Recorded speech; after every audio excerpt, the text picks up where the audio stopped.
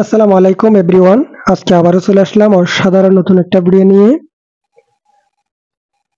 আমার কিবোর্ডে দেখতে পাচ্ছেন, কিন্তু আমার কিবোর্ডের দিকে একটু লক্ষ্য করেন। কিবোর্ডে দেখতে পাচ্ছেন আমার ছবি দেখাচ্ছে, খুব সুন্দর দেখাচ্ছে। তো আপনিও চাইলে কিন্তু আপনার কিবোর্ডের মধ্যে আপনার ছবি অ্যাড করে দিতে পারেন। যে কোনো কেউ দেখলে কিন্তু অবাক হয়ে যাবে এই সেটিংসটা। মানে আপনি যখন কিবোর্ডে কারোর সাথে কিবোর্ডে টাইপ করবেন, আপনার কিবোর্ডের মধ্যে কিন্তু এই আপনার ছবিটা বেশ উঠবে।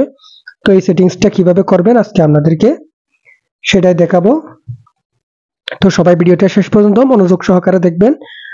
আর আপনাদের কাছে একটা রিকোয়েস্ট, আপনারা যদি সবসময় এরকম ইন্টারেস্টিং ভিডিও পেতে চান তাহলে আমার এই চ্যানেলটা সাবস্ক্রাইব করে পাশে থাকা বেল আইকনটি বাজিয়ে দিবেন। আর যদি ভিডিওটা আপনাদের কাছে ভালো লাগে তাহলে ভিডিওতে একটা লাইক দিয়ে যাবেন।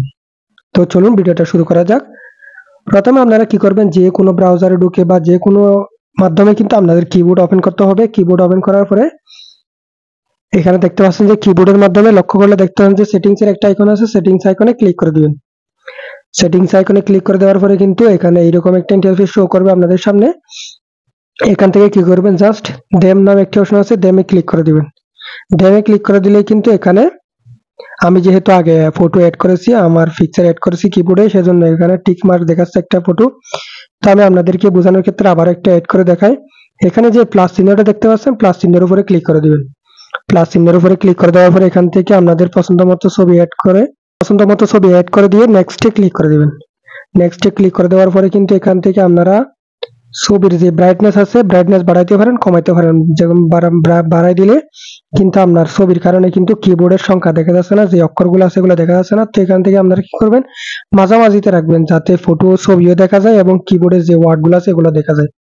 তো এখান থেকে মাঝামাঝি করে দিয়ে এখান থেকে ডানে ক্লিক করে দিবেন। ডানে ক্লিক করে দিলেই কিন্তু ডানে ক্লিক করার পরে এখান থেকে অ্যাপ্লাই ক্লিক করে দিবেন।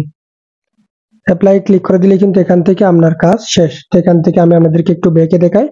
ব্যাকে যখন আমি আবার আমার যে কোনো একটা কিবোর্ডে প্রবেশ করব, কিবোর্ডে দেখতে পাচ্ছেন যে আমার কিন্তু নতুন একটা পিকচার বা ফটো চলে এসেছে।